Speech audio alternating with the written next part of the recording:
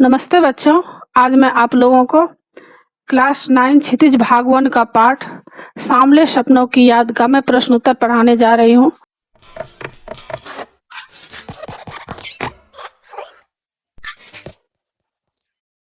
यह एग्जाम के लिए बहुत ही इम्पोर्टेंट है और इससे पहले क्लास 9, क्लास 10 कृतिका, क्षितिज, स्पर्श, संचयन उसका मैं सारा वीडियो बना चुकी हूँ, फुल एक्सप्लेनेशन, समरी और क्वेश्चन आंसर।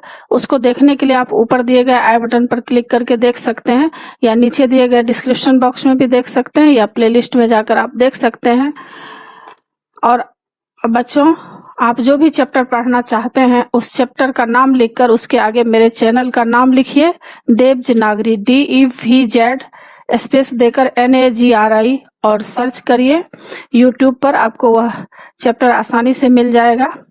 और अभी मैं आप लोगों को सांवले सपनों की याद का प्रश्न उत्तर पढ़ाने जा रही हूँ। पहला प्रश्न है, किस घटना ने सालिम अली के जीवन की दिशा को बदल दिया और उन्हें पक्षी प्रेमी बना दिया? उत्तर, एक बार बचपन में सालिम अली की एयर गन से एक गोरैया घायल होकर गिर पड़ी। इस घटना ने सालिम अली के जीवन की दिशा को बदल दिया। वे गोरैया की देखभाल, सुरक्षा और खोजबीन में जुट गए। उसके बाद उनकी रुचि पूरे पक्षी संसार की ओर मुड़ गई। वे पक्षी प्रेमी बन गए। दूसरा प्रश्न, सालिम अली ने पूर्व प्रधानमंत्री के सामने पर्यावरण से संबंधित किन संभावित खतरों का चित्र खींचा होगा जिससे उनकी आंखें नम हो गई थी? उत्तर, सालिम अली ने पूर्व प्रधानमंत्री चौधरी चरण सिंह के सामने केरल की साइलेंट वैली संबंधी खतरों की बात उठाई होगी। प्रश्न संख्या 3, लॉरेंस की पत्नी फ्रीडा ने ऐसा क्यों कहा होगा कि मेरी छत पर बैठने वाली गोरैया लॉरेंस के बारे में ढेर सारी बातें जानती है? उत्तर, लॉरेंस की पत्नी फ्रीडा जानती थी कि लॉरेंस को गोरैया से बहुत प्रेम था। वे अपना काफी समय गोरैया के साथ बिताते थे।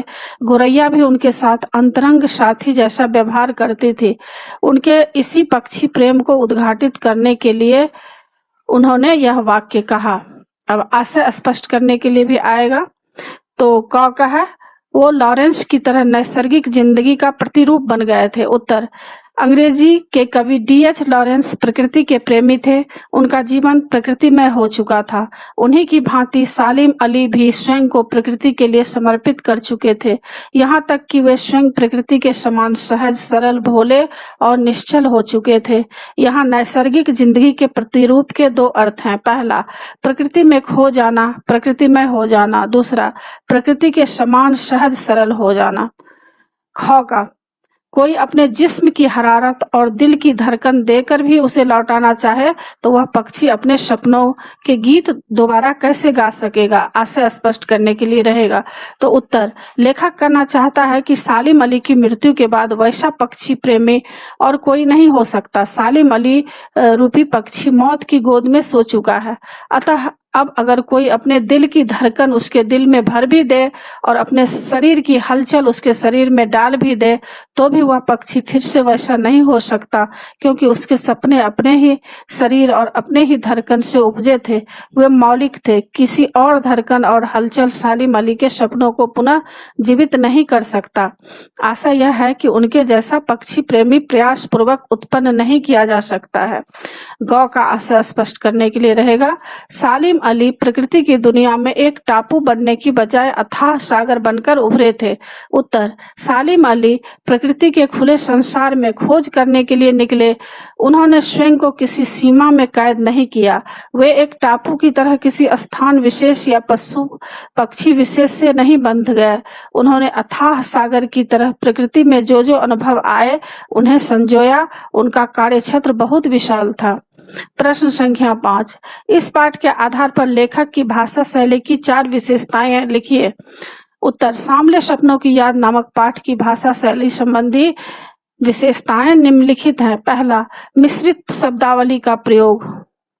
इस पाठ में उर्दू, तद्भव और संस्कृत शब्दों का सम्मिश्रण है। लेखक ने उर्दू शब्दों का अधिक प्रयोग किया है। उदाहरणतया जिंदगी, परिंदा, खूबसूरत, हुजूम, खामोश, सफर, तमाम, आखिरी, माहौल, खुद। संस्कृत शब्दों का प्रयोग भी प्रचुरता से हुआ है, जैसे संभव, अंतहीन, पक्षी, वर्ष, इतिहास, वाटिका, विश्राम, संगीतमय, प्रतिरूप। जाविर हुसैन की शब्दावली गंगा जमुनी है। उन्होंने संस्कृत उर्दू का इस तरह प्रयोग किया है कि वे सगी बहनें लगती हैं, जैसे अंतहीन सफर, प्रकृति की नजर, दुनिया संगीतमय, जिंदगी का प्रतिरूप। इन प्रयोगों में एक शब्द संस्कृत का तो दूसरा उर्दू का है। जटिल वाक्यों का प्रयोग। जाविर हुसैन की वाक्य रचना वंकिम की जटिल है। वे वंकिम और जटिल है। वे सरल सीधे वाक्यों का प्रयोग नहीं करते, कलात्मकता उनके हर वाक्य में है। उदाहरण दया। सुनहरे परिंदों के खूबसूरत पंखों पर सवार सांवले सपनों का एक हुजूम मौत की खामोश वादी की तरफ अग्रसर है। पता नहीं इतिहास में कब कृष्ण ने वृंदावन में रास लीला रची थी और शोक गोपियों को अपनी शरारतों का निशाना बनाया था। अलंकारों का प्रयोग। जाविर हुसैन अलंकारों की भाषा में लिखते हैं। उपमा रूपक उनके प्रिय अलंकार हैं। उदाहरण दया। अब तो वो उन वन पक्षी की तरह प्रकृति में विलीन हो रहे हैं। दूसरा, सालिम अली प्रकृति की दुनिया में एक टापू बनने के बजाय अथाह सागर बनकर उभरे थे। तीसरा, रोमांच का सोता फूटता महसूस कर सकता है, इसमें रूपक अलंकार है। और पहला में अब तो वो उन वन पक्षी की तरह प्रकृति में विलीन हो रहे हैं, यह उपमा अलंकार है। चौथा, भावानुरूप भाषा। जाविर हुसैन भाव के अनुरूप शब्दों और वाक्यों की प्रकृति बदल देते हैं। उदाहरण दया। कभी वे छोटे छोटे वाक्य प्रयोग करते हैं, जैसे पहला, आज सालिम अली नहीं है। दूसरा, चौधरी साहब भी नहीं है। कभी ये उत्तेजना लाने के लिए प्रश्न शैली का प्रयोग करते हैं और जटिल वाक्य बनाते चले जाते हैं, जैसे कौन बचा है जो अब सौंधी माटी पर उगी फसलों के बीच एक नए भारत की नींव रखने का संकल्प लेगा। दूसरा, कौन बचा है जो अब हिमालय और लद्दाख की बर्फीली जमीनों पर जीने वाले पक्षियों की वकालत करेगा। प्रश्न संख्या 6। इस पाठ में लेखक ने सालिम अली के व्यक्तित्व का जो चित्र खींचा है उसे अपने शब्दों में लिखिए, अथवा सालिम अली हर समय क्या लिए रहते थे और क्यों। उत्तर, सालिम अली अनन्य प्रकृति प्रेमी थे। उन्हें पक्षियों से विशेष प्रेम था। लेखक के शब्दों में, उन जैसा वर्ड वाचर शायद कोई हुआ हो। वे हमेशा आंखों या गले में दूरबीन लटकाए रहते थे। उन्हें दूर आकाश में उड़ते पक्षियों की खोज करने का तथा उनकी सुरक्षा के उपाय खोजने का असीम चाव था। वे स्वभाव से परम घुमक्कर और यायावर थे। लंबी यात्राओं ने उनके शरीर को कमजोर कर दिया था। व्यवहार में वे इतने सरल सीधे और भोले इंसान थे कि जटिल आदमी हैरानी में पड़ जाते थे कि क्या यही आदमी प्रसिद्ध पक्षी प्रेमी सालिम अली है। वे किसी भी बाहरी चकाचौंध और विशिष्टता से दूर थे। प्रश्न संख्या 7। सांवले सपनों की याद शीर्षक की सार्थकता पर टिप्पणी कीजिए। उत्तर, सांवले सपनों की याद एक रहस्यात्मक शीर्षक है।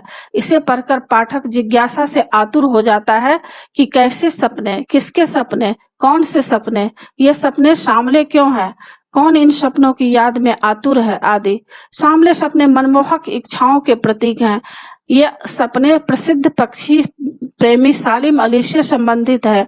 सालिम अली जीवन भर सुनहरे पक्षियों की दुनिया में खोए रहे। वे उनकी सुरक्षा और खोज के सपने में खोए रहे। ये सपने हर किसी को नहीं आते। हर कोई पक्षी प्रेम में इतना नहीं डूब सकता। इसलिए आज जब सालिम अली नहीं रहे तो लेखक को उन सांवले सपनों की याद आती है जो सालिम अली की आंखों में बसते थे। यह शीर्षक सार्थक तो है किंतु गहरा रहस्यात्मक है। चंदन की तरह घिस घिस कर इसके अर्थ तथा प्रभाव तक पहुंचा जा सकता है। आगे का प्रश्न है, रचना और अभिव्यक्ति के तहत प्रस्तुत पाठ सालिम अली की पर्यावरण के प्रति चिंता को भी व्यक्त करता है। पर्यावरण को बचाने के लिए आप कैसे योगदान दे सकते हैं। उत्तर, पर्यावरण को बचाने के लिए हम निम्नलिखित योगदान कर सकते हैं। हमें अपने पर्यावरण को कम से कम दूषित करें। प्लास्टिक के सामान का उपयोग न करें। दूसरा, कूड़ा कचरा बाहर फेंकने की बजाय उसे जला डालें या उपयुक्त जगह पर डालें। तीसरा, पशुओं के साथ क्रूरता का व्यवहार न करें। चौथा, पशु पक्षियों के भोजन का भी कुछ प्रबंध करें। पांचवा, अपने आसपास हरियाली उगाएं और उनकी रक्षा करें। अन्य महत्वपूर्ण प्रश्न है, पहला, सालिम अली के अनुसार मनुष्य को प्रकृति की तरफ किस दृष्टि से देखना चाहिए? उत्तर, सालिम अली के अनुसार प्रकृति स्वयं में महत्वपूर्ण है, उसे उसी की दृष्टि में देखना चाहिए, अर्थात हमें प्रकृति की खुशहाली और सुरक्षा की चिंता करनी चाहिए। हमें अपने सुख विलास के लिए उसका उपयोग करने की नहीं सोचनी चाहिए। दूसरा, वृंदावन में कृष्ण की मुरली का जादू हमेशा क्यों बना रहता है? उत्तर, कृष्ण की मुरली का जादू भारतीय लोगों के मन में बसा हुआ है, इसलिए जब भारतीय श्रद्धालु वृंदावन की गलियों में घूमने जाते हैं तो उनकी कल्पना में मुरली वादन का मधुर स्वर गूंजने लगता है। वृंदावन में वर्ष भर श्रद्धालु जन आते रहते हैं, अतः कृष्ण की मुरली का जादू भी वर्ष भर बना रहता है। ऐसा लगता है कि कृष्ण का मधुर बांसुरी का स्वर गूंज रहा है। तीसरा प्रश्न, लेखक ने कौन से पूर्व प्रधानमंत्री को गांव की मिट्टी से जुड़ा हुआ माना है और क्यों? उत्तर, लेखक ने पूर्व प्रधानमंत्री चौधरी चरण सिंह को गांव की मिट्टी से जुड़ा हुआ माना है। तो बच्चों, इसी के साथ पाठ की समाप्ति होती है। आशा है आप लोगों को समझ में आ गया होगा और आप मेरे देवजिनागरी चैनल को जरूर सब्सक्राइब कीजिएगा और सब्सक्राइब के बगल में बेल आइकन बटन है, उसे जरूर क्लिक कीजिएगा और लाइक जरूर कीजिएगा, कमेंट्स कीजिएगा कि आपको यह पाठ कैसा लगा और शेयर भी कीजिएगा। आगे नए पाठ के साथ फिर मैं मिलूंगी। धन्यवाद बच्चों।